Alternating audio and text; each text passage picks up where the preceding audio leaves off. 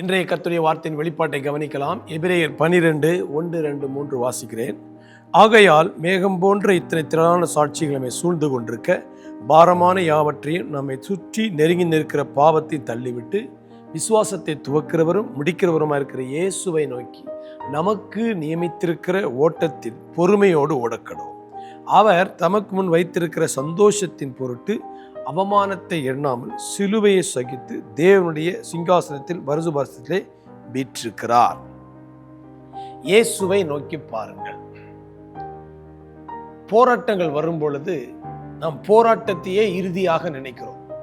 ஆனால் இயேசு நமக்கு ஒரு நல்ல முன்மாதிரி. அவர் போராட்டத்தை சந்தித்த பொழுது எப்படி அதை கையாண்டார்.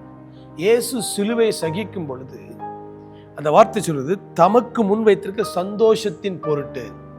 சிலுவைக்கு அப்பால் கிடைக்கக்கூடிய பலன், ஆத்துமாக்கள், ரட்சிப்பு, அதிகாரம், உயர்வு, மேன்மை, இதெல்லாம் அவருடைய ஜாய், அவருடைய சந்தோஷமா இருந்ததினால அந்த வெற்றி கோப்பையை மனதில் வைத்து இந்த ஓட்டத்திலே, இந்த பந்தயத்திலே, இந்த போராட்டத்திலே எவ்வளவு விபரீதங்கள் வந்தாலும் அதை சகித்து அதை அவர் வென்றெடுக்கிறார்.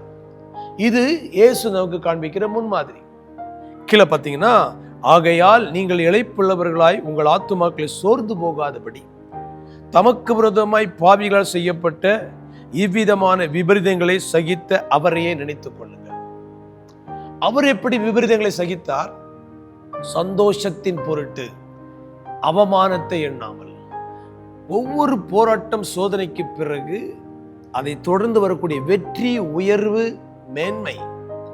உங்களுடைய பார்வை இயேசுவை போல சிலுவைக்கு அப்பால் இருக்கிற உயர்வுகள், பிரச்சனைக்கு அப்பால் இருக்கிற, போராட்டத்திற்கு அப்பால் இருக்கிற மேன்மைகள், உயர்வுகளை பார்க்கும் பொழுது இதை நீங்கள் பொறுமையோடு, மகிழ்ச்சியோடு சகித்து நீங்கள் எல்லாவற்றையும் வென்றெடுப்பீர்கள்.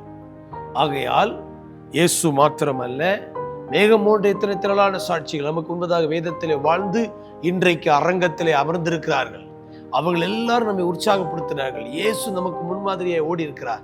அவருடைய மாதிரியை பார்த்து இயேசுவை பார்க்கும் பொழுது நம்ம எல்லாவற்றையும் வென்று நாமும் இளைப்புள்ளவளாய் அல்ல, இடறி போய் அல்ல, விசுவாசத்தோடு, தைரியத்தோடு ஜெயித்து ஜெயமெடுக்க கிருபை தருவார். ஜெபிக்கலாம். தகப்பனே, இந்த நாளிலும் போராட்டங்களிலே கடந்து போகிற பிள்ளைகள் சோர்ந்து விடாதபடி இயேசுவை நோக்கி பார்த்து அவரே நினைத்துக்கொள்ளும் வார்த்தையின்படி அவர் எப்படி சந்தோஷத்தின் பொருட்டு, தனக்கு முன் இருக்கிற சந்தோஷத்தின் பொருட்டு அவமானத்தை எண்ணாமல் சகித்தது போல இன்றைக்கு இருக்கிற போராட்டங்கள் எல்லாம் மிகுந்த மகிமைக்கும் கனத்திற்கும் எங்களை வழிநடத்தும் என்று விசுவாசிக்கிறேன்.